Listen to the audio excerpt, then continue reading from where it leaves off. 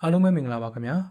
အခုကျွန်တော်တို့မြင်နေရတဲ့အဆောက်အုံကြီးကတော့အာဖရိကမှာအမြင့်ဆုံးအဆောက်အုံကြီးပေါ့အီဂျစ်နိုင်ငံရဲ့မြို့တော်သစ်ကြီးထဲမှာစောက်ထားတာဒါပေမဲ့စိတ်မကောင်းစရာကအဲ့ဒီအဆောက်အုံကြီးရောမြို့တော်သစ်ကြီးရောကဘာမှမရှိပဲဗလာကြီးဖြစ်နေပြီးငွေတွေပဲအလွန်မင်းကုန်ကျထားတာနောက်ပြီးဂင်းနဲ့ကပ္ပစံချိန်တင်ချင်းုံတက်တက်နဲ့တင်ကဘာမှာအကျယ်ဆုံးဖြစ်အောင်စောက်ထားတဲ့တာယာမီဇာတရားကြီးလည်းရှိသေးတယ်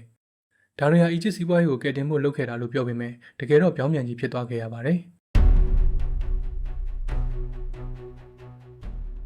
ဒါတွေဘာလို့ဖြစ်ရလဲဆိုရင်2013ခုနှစ်ကစစ်ဗိုလ်ချုပ်အဘတ်ဖာတာ LCC စစ်အာဏာသိမ်းပြီးတက်လာကြတဲ့ကစခဲ့တာပါပဲအာဏာရကစားပထမပိုင်းမှာတော့ Saudi UAE နဲ့ကူဝိတ်တို့ကဒေါ်လာ23ဘီလီယံလောက်ကူညီပေးလို့အခြေအနေကောင်းမွန်နေတယ်လို့ပေါ့ဒါပေမဲ့ CC ကအဲ့ဒီငွေတွေကိုလုံးဝယူတူပဲကောင်းတဲ့မဟာစီမံကိန်းကြီးတွေထဲသွားထည့်တာသူဘာလုပ်လဲဆိုတော့2015မှာကိုင်ရိုမြို့နယ်ကီလိုမီတာ45အကွာကလွန်တီကောင်တဲကန်နာရကြီးထဲမှာမြို့တော်အသစ်ကြီးတစ်ခုသွားဆောက်တယ်9နှစ်အတွင်းအပြီးဆောက်မယ်ဒေါ်လာ45ဘီလီယံကုန်မယ်လို့မှန်းခဲ့ပေမဲ့2024မှာတော့ပထမအဆင့်တင်တဲ့ဒေါ်လာ58ဘီလီယံအထိကုန်ကျစရိတ်တွေတက်သွားခဲ့ရပါတယ်။ဒီနေရာမှာအဆိုးဆုံးကဦးစားပေးမှုအလွဲတွေဗျ။သူတို့ကဒီမြို့တော်အသစ်နဲ့ကိုင်ရိုမြို့အရှေ့ပိုင်းကိုဆက်သွယ်ဖို့မောင်းသူမဲ့ရထားလိုင်းကြီးတစ်ခုစောက်လိုက်တယ်။ဒါပေမဲ့လက်တွေ့ကိုင်ရိုမြို့ကြီးမှာလူဦးရေ22တန်းရှိနေတာလူတွေကမြို့ဟောင်းတွေအစင်းရဲဆုံးနဲ့အကြက်တဲဆုံးရက်ွက်တွေမှာအများဆုံးစုပြုံနေကြတာ။တကယ်ဆိုအဲ့ဒီစင်းရဲသားရက်ွက်တွေကိုချိတ်ဆက်ပေးမဲ့ Metro Line 4ကိုအရင်ပြီးအောင်ဆောက်ရမှာ။ဒါပေမဲ့အဲ့ဒီလမ်းကအခုထိတိဆောက်ဆဲပဲဖြစ်ပြီးလူမရှိပဲဗလာဖြစ်နေတဲ့မြို့တစ်ကိုသွားမဲ့ရထားလိုင်းကြီးကတော့ပွင့်သွားပြီ။တကယ်ကိုဦးစားပေးမှုတွေလွဲခဲ့တာပေါ့။ဒါပေမဲ့ဒါဟာ CC လောက်ခဲ့သမျှတွေကအဆိုးဆုံးဆုံးဖြတ်ချက်မဟုတ်သေးဘူးဗျ။ CC ကဆီယနာသိမ်းပြီးတက်လာတာဆိုတော့အဲ့ဒီအတွက်ပေးဆက်မှုအနေနဲ့နိုင်ငံရဲ့စီးပွားရေးကဏ္ဍတစ်ခုလုံးကိုစစ်တပ်လက်ထဲအပ်လိုက်တာပါပဲ။ဒါကြောင့်အခုပြောခဲ့တဲ့မဟာစီမံကိန်းကြီးတွေအားလုံးကိုအီဂျစ်စစ်တပ်ရဲ့စောက်လုပ်ရေးအဖွဲ့ကပဲတိစောက်ခွင့်ရခဲ့ပြီးမြို့တော်တည်ရဲ့51ရာခိုင်နှုန်းကိုလည်းစစ်တပ်ကပဲပိုင်ဆိုင်ထားတဲ့အထိဖြစ်သွားရတာပါ။စီးပွားရေးတစ်ခုလုံးကိုစစ်တပ်လက်ထဲအပ်လိုက်တော့ဘာဖြစ်လဲဆိုတော့အခုဆိုကိုင်ရိုမြို့ကစူပါမားကတ်တွေမှာဝယ်စားနေတဲ့ခောက်ဆွဲချောက်တွေတောင်စစ်တပ်ထုတ်ဖြစ်ဖို့ရာခိုင်နှုန်းပိုများလာနေပြီ။အီဂျစ်စစ်တပ်ဟာဘလောက်ထိကြီးမားမှန်းဘယ်သူမှတိတိကျကျမသိရလောက်အောင်မပွင့်လင်းတဲ့စီးပွားရေးအင်ပါယာကြီးတစ်ခုကိုမောင်းနေနေတာ။ CC ကတော့ဒါဟာတိုင်းပြည် GDP ရဲ့1.5ကနေ2ရာခိုင်နှုန်းလောက်ပဲရှိလို့အသေးဖွဲပါလို့ညင်းတာပေါ့။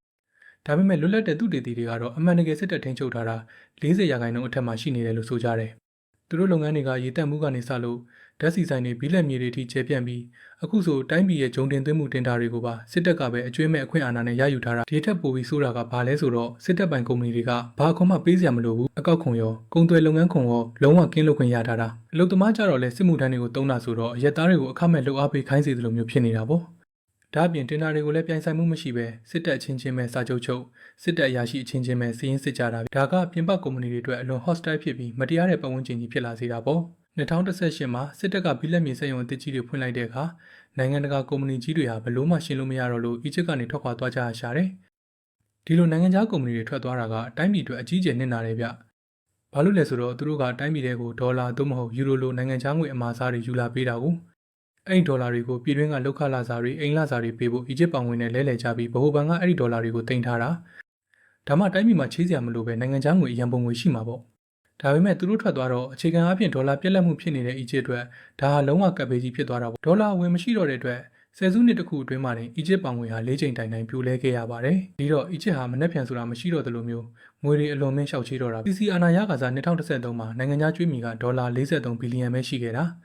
ဒါပေမဲ့10နှစ်အကြာ2023ကုန်မှာတော့168ဘီလီယံအထိဖြစ်သွားပြီးကျွေးမြီက40နီးပါးတက်လာတာနော်ပုံမှန်ဆိုငွေပြန်ရမယ့်စိတ်ကန်းတွေစက်ရုံတွေမှာရင်းနှီးရမှာကိုအီဂျစ်ကဘာမှမလုပ်ခဲ့ဘူးအခုဆိုအစိုးရဝင်ငွေရဲ့85ကနေ90ရာခိုင်နှုန်းကျော်ကကျွေးမြီတိုးပေးဖို့တင်းနဲ့တင်းတင်ကုန်ဒီတော့အီဂျစ်ပေါင်ငွေတန်ဖိုးကျမှာဆိုလို့ဗဟိုဘဏ်ကတရားဝင်နှုန်းထားကို$30.8 9ပေါင်ဆိုပြီးအတူရောင်ကြီးနဲ့ထိန်းထားတယ်ဒါပေမဲ့လက်တွေ့ဘဏ်မှာဒေါ်လာသွားဝယ်လို့မရဘူးဗျာအဲဒါကြောင့်မှောင်ခိုဈေးကွက်ပေါ်လာပြီး2024အစောပိုင်းမှာတရားဝင်နှုန်းထက်2ဆကျော်များတဲ့$1ကို80ပေါင်အထိမှောင်ခိုဈေးပေါက်သွားခဲ့ရပါတယ်အဲဒီလိုမှောင်ခိုဈေးကွက်တွေကြီးထွားလာပြီးငွေကြေးတန်ဖိုးတွေကျဆင်းကုန်တော့တာမန်အီဂျစ်ပြည်သူတွေခင်ဗျာတကယ်ကိုကပ်ပေးဆိုင်တော့တာပါပဲဘာလို့လဲဆိုတော့အီဂျစ်ကသူတို့စားသုံးတဲ့ဂျုံ73စီဆေးဝါးနဲ့စက်ပစ္စည်းအလုံးနီးပါးကိုပြည်ပကတင်သွင်းနေရတာပါကုငွေကြေးတန်ဖိုးက80ရာခိုင်နှုန်းလောက်ပြုတ်ကျသွားတော့အဲ့ဒီပစ္စည်းတွေအားလုံးကအရင်ကထက်9ဆလောက်ဈေးကြီးကုန်တာပေါ့ဒါကိုတိုင်းပြည်ခေါင်းဆောင်ဖြစ်တဲ့ CC ကဘယ်လိုတုံ့ပြန်လဲသီလား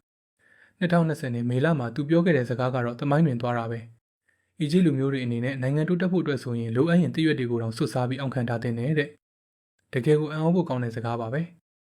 ဲဒါတွေအားလုံးကတိုင်းပြည်ကဖန်တီးခဲ့တဲ့အမှားတွေဖြစ်ပြီးရှောင်လွှဲလို့ရခဲ့တာမှန်ပေမဲ့ပိုဆိုးသွားတာကသူတို့မထိန်ချုပ်နိုင်တဲ့ပြင်ပအကြောင်းတရားတွေဇက်တိုက်ဝင်လာတာပါပဲပထမဆုံးကိုဗစ်ကြောင့်ကမ္ဘာလက်ခီးသွွားဝင်ငွေဒေါ်လာ13ဘီလီယံကနေ4ဘီလီယံအထိထိုးကျသွားပြီးတော့ရုရှားကယူကရိန်းကိုကျူးကျော်တော့အီဂျစ်ထိနာဆုံးပဲ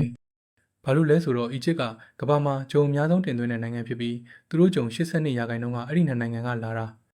နောက်ပြီးဟာမတ်စ်နဲ့အစ္စရေးစစ်ပွဲဖြစ်တော့ယီမင်ကဟူသီတွေကပင်လယ်နီထဲကတင်မောတွေကိုဒုံးကျည်နဲ့ရှောက်ပစ်ကြရော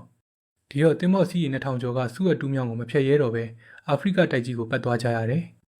အီဂျစ်အတွက်ငွေပုံပေးနေတဲ့စူးအတူးမြောင်ကြီးဟာတစ်နှစ်အတွင်းဝင်ငွေဒေါ်လာ10ဘီလီယံကနေ4ဘီလီယံထိ61ရာခိုင်နှုန်းရုတ်တရက်ထိုးကျသွားခဲ့ရပါတယ်။အခြေအနေတွေကဘယ်လောက်ဆိုးသွားလဲဆိုရင်2024ဖေဖော်ဝါရီမှာကမ္ဘာဘဏ္ဍာရေးဈေးကွက်ကအီဂျစ်ကိုကမ္ဘာပေါ်မှာဒေဝါလီခံဖို့ဒုတိယမြောက်အလားအလာရှိဆုံးနိုင်ငံအဖြစ်သတ်မှတ်လိုက်တယ်။သူထက်ဆိုးတာဆိုလို့စစ်ဖြစ်နေတဲ့ယူကရိန်းပဲရှိတော့တာ။ဒါပေမဲ့ကမ္ဘာကြီးကအီဂျစ်ကိုလုံးဝအပြိုလဲမခံနိုင်ဘူးဗျ။ဘာလို့လဲဆိုတော့အီဂျစ်မှာလူဦးရေ108တန်းရှိတယ်။ကမ္ဘာကုန်သွယ်မှုရဲ့12ရာခိုင်နှုန်းကစူးအတူးမြောင်ကိုဖျက်နေတာ။အကယ်၍အီဂျစ်သားပြိုလဲသွားရင်တန်းနဲ့ချီတဲ့ဒုက္ခသည်တွေဟာမြေထဲပင်လယ်ကိုဖျက်ပြီးဥရောပထဲကိုတိုက်ရိုက်ဦးတည်သွားမှာပြောရရင်အီဂျစ်ကအင်အားကြီးလို့မဟုတ်ပဲသူပြိုလဲရင်ကမ္ဘာကြီးပါအန္တရာယ်များလွန်းလို့ကိုအပြိုလဲမခံရတဲ့နိုင်ငံဖြစ်နေတာပေါ့ဗျာအဲ့ဒါကြောင့်ပဲနိုင်ငံတကာကယ်ဆယ်ရေးရန်ပုံငွေတွေဝင်လာတာပေါ့အဓိကကတော့ UAE ကအီဂျစ်ရဲ့ကမ်းရိုးတန်းမြေတွေကိုအပိုင်ဝယ်ယူတဲ့ပုံစံမျိုးနဲ့ဒေါ်လာ35ဘီလီယံအလုံးရင်းထည့်ပေးလိုက်တယ်အဲ့နောက်မှာတော့ကွင်းဆက်လိုက်ပြီး IMF က8ဘီလီယံကမ္ဘာ့ဘဏ်က6ဘီလီယံဥရောပသမဂ္ဂ9.4ဘီလီယံလေစီဒုက္ခသည်တွေတားဆီးဖို့ပါဝင်ငွေတွေတရဆက်စည်းဝင်လာပြီးအီဂျစ်ကိုလောလောဆယ်အသက်ဆက်ပေးလိုက်တာပေါ့ဗျာဒါပေမဲ့ဒါဟာပြဿနာကိုအမြင့်ပြတ်ဖြေရှင်းလိုက်တာမဟုတ်ဘူးဗျ